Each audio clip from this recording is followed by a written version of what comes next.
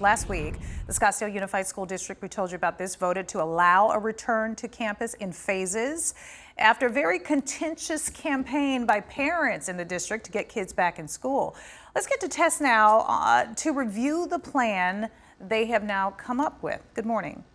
Good morning, Yetta. That's right. Kids in special ed and preschool actually were allowed back in person learning yesterday. As for the next phase, kindergarten through second, they will be allowed back in person next week. And then third through fifth graders, another week after that. As for junior high and high school kids, those kids will be allowed back October 12th. So families, though, who don't want their kids to go back into the classroom have the choice of staying online to learn. We want to check in this morning with more on the plan. We have Superintendent of the Scottsdale Unified School District, Dr. Scott Menzel. Thank you so much for joining us this morning.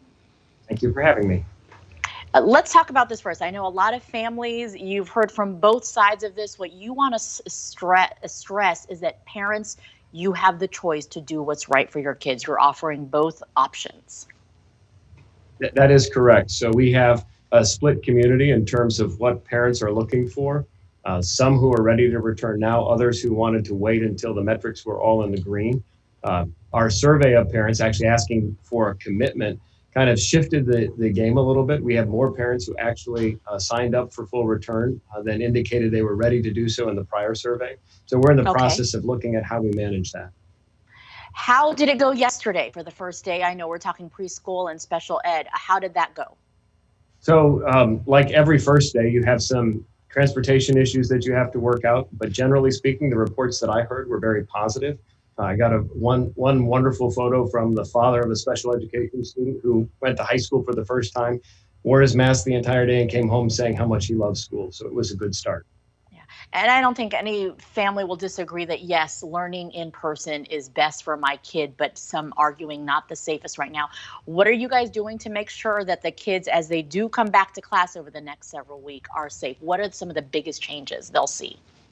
So mask wearing is a requirement for all of our students and all of our staff. We know that's the most important mitigation strategy. We have additional hand washing stations. We're creating opportunities to ensure that we're practicing good hygiene, physical distancing where feasible, and making sure that we're doing symptom checking before staff and students come to school, so that if you're sick, stay home so that we can ensure we don't have a spread of COVID in our schools.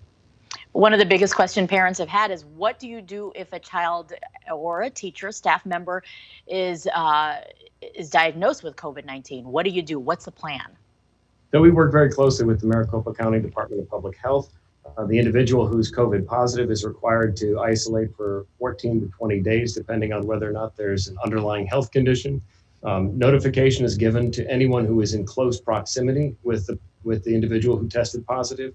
And we're likely to give notification to the classroom and building, but also note that unless you receive specific information about also needing to quarantine because you are in close proximity, we expect that we'll be able to continue offering classes.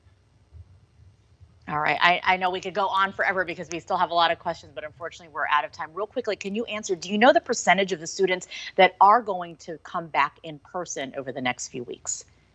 That varies by building, and we've only asked for commitments from our K-5 students, and so that is anywhere from 65 to 80% that indicated their preference to return to learn in person. All right, larger number than I think most would think. So thank you so much, Dr. Menzel from the Scottsdale Unified School District, joining us this morning. We appreciate your time. Best of luck. Thank you.